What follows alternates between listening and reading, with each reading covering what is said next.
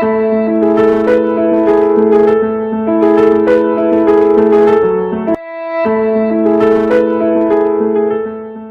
देखो बेटे, आज का जो हमारा टॉपिक है वो है फॉर्म्स ऑफ बिजनेस ऑर्गेनाइजेशन। तो हमारे बिजनेस स्टडीज का आज जो नेक्स्ट चैप्टर है उसका नाम है फॉर्म्स ऑफ बिजनेस ऑर्गेनाइजेशन।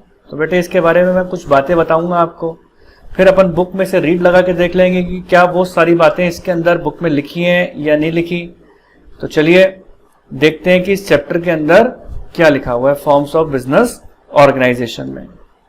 तो देखो बेटे, हमारे इस चैप्टर के अंदर हमें क्या बताया गया है कि बिजनेस ऑर्गेनाइजेशन के बिजनेस को करने के लिए कई सारे फॉर्म्स होते हैं, कई सारे तरीके हैं बिजनेस को करने के लिए। तो बेसिकली जो बिजनेस को करने के तरीके हैं वो कौन कौन से हैं, किस किस तरीके से हम अपने बिजनेस को एग्जीक्यूट कर सकते हैं। तो फॉर्म्स ऑफ बिजनेस ऑर्गेनाइजेशन जो आपको बताई गई है वो कितने टाइप्स की है वो देखो आप। तो एक तो होता है हमारा sole proprietorship business, sole proprietorship business,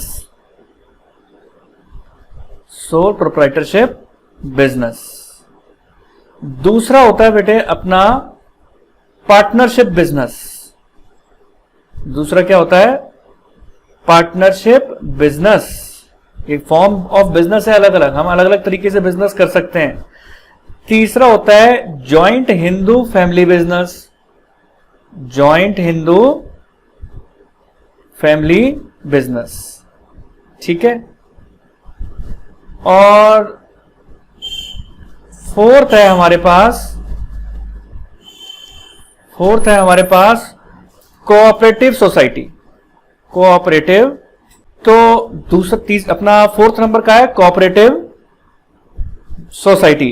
cooperative society के थ्रू कैसे बिजनेस करते हैं उसके बारे में मैं आपको एक्सप्लेनेशन दूंगा। और लास्ट एंड द फाइनल हमारा है joint stock company, joint stock company. तो आपने देखा कि ये इतने तरीके के फॉर्म ऑफ बिजनेस ऑर्गेनाइजेशन होते हैं कि हम अपने अलग अलग तरीके से अपने बिजनेस को करते हैं। हर बिजनेस की अपनी कैरेक्टरिस्टिक, अपनी खूबी है। तो देखिए बेटे क्या चीज होती है, अगर मैं सोल प्रोप्राइटरशिप की बात करूं तो यहां पर क्या होता है, एक ही पर्सन काम करता है सोल प्रोप्राइटरशिप के अंदर। एग्जाम्पल के तौर पे मैं अगर आपको बता के चलूं कि मान के चलिए कि 10 लाख रुपए लगाकर अगर एक आदमी ने बिजनेस स्टार्ट किया, 10 लाख रुपीस लगाकर मान के चलिए अगर एक आदमी ने अगर बिजनेस स्टार्ट करता है और कल को अगर उसका बिजनेस डूब गया तो वो सारी रिस्क बेयर करने वाला वो अकेला आदमी है, ठीक है। तो सोल प्रोप्राइटरशिप की देखो खासियत तो ये होती है कि जब एक अकेला पर्सन अगर बिजनेस को, सोल मतलब क्या होता है? सोल मतलब होता है अकेला, एक पर्सन, वन पर्सन को सोल कहते हैं, वन पर्सन को सोल। प्रोप्राइटर मतलब बिजनेस का मालिक, यानी सोल प्रोप्राइटर, नाम से ही बात पता लग रही है, ओनर को बोलते हैं प्रोप्राइटर। तो जब 10 लाख रुपए लगाकर मान के चलिए कि अगर एक बंदा अगर अपना बिजनेस स्टार्ट करता है और 10 लाख रुपए के बाद अगर वो प्रॉफिट कमाता है, तो प्रॉफिट अगर कमाएगा तो वो प्रॉफिट को अकेला एंजॉय करेगा।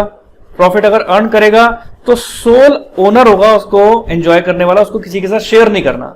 लेकिन मान के चलिए अगर रिस्क फैक्टर अगर होता है कि कल को मान लो वो बिजनेस डूब जाए तो 10 लाख रुपए उसके अकेले के डूब जाएंगे और वो 10 लाख रुपए को संभालने वाला नहीं बन पाएगा और वापस बिजनेस स्टार्ट करने की कभी सोच नहीं पाएगा। लेकिन अगर मैं बात करता हूं पार्टनरशिप बिजनेस की, तो पार्टनरशिप बिजनेस में कुछ फायदा होता है जो सोल प्रोप्राइटरशिप के अंदर नहीं होता। यानी हर बिजनेस के अपने मेरिट्स और डिमेरिट्स दोनों होते हैं। अब देखिए इसका सबसे बड़ा मेरिट क्या है कि पार्टनरशिप बिजनेस को करने के लिए कम से कम 2 लोगों का होना जरूरी है, ठीक है। जैसे मान के चलिए ए और बी मिलकर पार्टनरशिप करते हैं, हालांकि 2 से ज्यादा भी हो सकते हैं लेकिन कम से कम 2। एक अकेला आदमी खुद में पार्टनरशिप बिजनेस नहीं कर सकता, कम से कम 2 लोगों का होना जरूरी है। अब मान के चलिए 10 लाख रुपए अगर लगाने हैं, तो अगर 10 लाख रुपए को डिवाइड किया जाए 10 लाख को, तो 5 लाख रुपीज ये पर्सन लगाएगा और 5 लाख रुपीज ये पर्सन लगाएगा।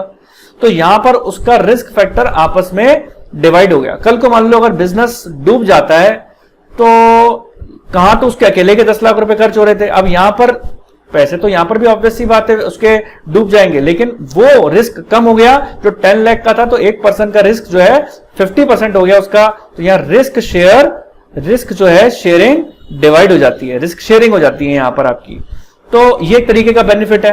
और लॉस ये है कि पहले अगर आप प्रॉफिट एंजॉय कर रहे थे तो अकेला ही कर रहे थे। मान के चलिए अगर आप इस बिजनेस पे 50,000 रुपीज कमाते हैं तो उस 50,000 रुपीज का जो प्रॉफिट है उसको आप अकेला एंजॉय कर रहे थे।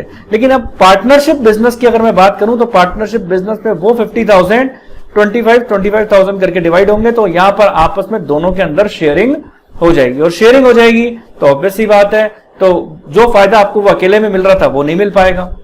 कई सारे बेनिफिट है पार्टनरशिप के और कई सारे ड्रॉबैक भी हैं। जो बेनिफिट सोल प्रोप्राइटरशिप में मिलते हैं वो कई बेनिफिट्स यहां पर पार्टनरशिप में नहीं मिल पाते। अब जैसे मान के चलिए अगर कोई डिसीजन लेने वाली बात आती है तो डिसीजन मेकिंग के अंदर सोल प्रोप्राइटर को तो अकेला ही डिसीजन लेना है, अब उसके साथ कोई डिस्कशन करने वाला नहीं है। लेकिन पार्टनरशिप के अंदर क्या होता है कि अगर कोई डिसीजन लेने जा रहे होते हैं किसी हम अपने बिजनेस के लिए, अगर ए पार्टनर को कोई डिसीजन लेना है तो उसको बी पार्टनर की भी कंसेंट यानी उसकी सहमति लेनी पड़ती है, उसके साथ उसको डिस्कशन करना पड़ता है। जब बी हो सकता है उसको कोई ऐसी सलाह दे दे जो उसके काम आ जाए, तो यहां पर एक दूसरे से जो डिस्कशन करने का जो एक बेनिफिट होता है वो हमें पार्टनरशिप में मिल पाता है, सोल प्रोप्राइटरशिप फॉर्म में नहीं मिल पाता। देखो अब इसके बारे में मैं थोड़ी सी बात लिखवा देता हूं कि फॉर्म ऑफ बिजनेस का मतलब क्या था। Meaning of form of business, forms of business. तो आपने क्या चीज देखी, meaning of form of business में आपने क्या चीज देखी, आप हो सके तो मेरे साथ साथ लिख लेना। When someone plans to start or expand a business, when someone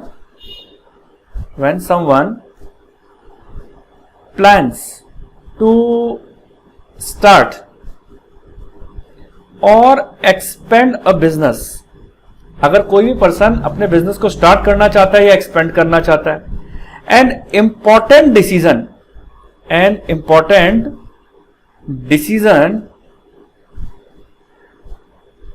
is to be taken, an important decision is to be taken regarding choice of the form of business organization, regarding the choice of the form of business organization, कि हमें choice करना है कि business organisation किस form में रखी जाए।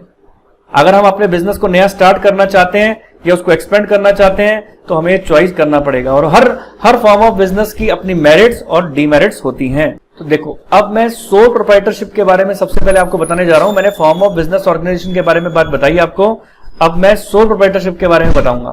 तो देखो सोल प्रोप्राइटरशिप के अंदर मैं सबसे पहले क्या बात करूंगा कि सोल प्रोप्राइटर की अपन डेफिनेशन लिखते हैं। तो सबसे पहले मैंने आपको यह बात बताई थी कि सोल प्रोप्राइटरशिप का मतलब क्या है। तो सोल प्रोप्राइटरशिप, अब इससे क्या मीनिंग है, पहले अपन इसका मीनिंग लिखते हैं। इसमें लिखा हुआ है द टर्म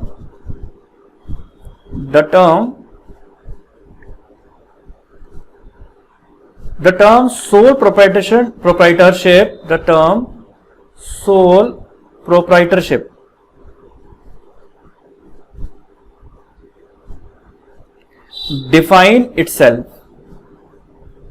define itself, अपने आप को डिफाइन करता है ये वर्ड ही, as sole means only, sole मतलब ओनली, जिसको 1% बोलते हैं। सोल का मतलब क्या है, only. And proprietor refers to owner, and proprietor means owner. Sole का मतलब ओनली और प्रोप्राइटर का मतलब owner. Thus a sole proprietor is one, thus a sole proprietor is one, thus a sole proprietor is one and only owner, one and the only owner of this type of business, of this type of business organization, of business organization। ठीक है जी, तो आपको sole proprietorship की definition मिल गई कि sole proprietorship का मतलब क्या होता है। बहुत सारी अपने आसपास की जितनी चीजें आप देखते हो, अगर आप किसी स्टेशनरी की दुकान पे जाते हो, किसी आप जनरल मर्चेंट की शॉप पे जाते हो, तो यूजुअली आपको सोल प्रोप्राइटरशिप ही मिलता है, कहीं आपको पार्टनरशिप नहीं मिलता। इस टाइप के बिजनेस कौन कौन से होते हैं, जैसे स्टेशनरी शॉप, ठीक है, जैसे पार्लर, सलून, ठीक है, सलून, रिटेल शॉप्स, जो आप जनरल मर्चेंट की शॉप होती है जिसमें घी, तेल, चावल, चीनी खरीदने जाते हैं, उसे रिटेल शॉप्स बोलें। तो ये सारी आपको सोल प्रोप्राइटरशिप के अंदर ही मिलती हैं। तो ये थी आपकी फॉर्म ऑफ बिजनेस की डेफिनेशन और सोल प्रोप्राइटरशिप का मीनिंग। उम्मीद करता हूं बेटे यहां तक की बात आपको समझ में आई होगी। मैं उम्मीद करता हूं कि आपको मेरा वीडियो पसंद आया होगा। मेरा वीडियो पसंद आया, इसको लाइक करें, सब्सक्राइब करें, शेयर करें। मेरे आगे के वीडियोस पाने के लिए बेल आइकन नोटिफिकेशन दबाएं, जिससे आपको मेरे आगे आने वाले वीडियोस का नोटिफिकेशन मिलता रहे। तो बने रहें। Thank you.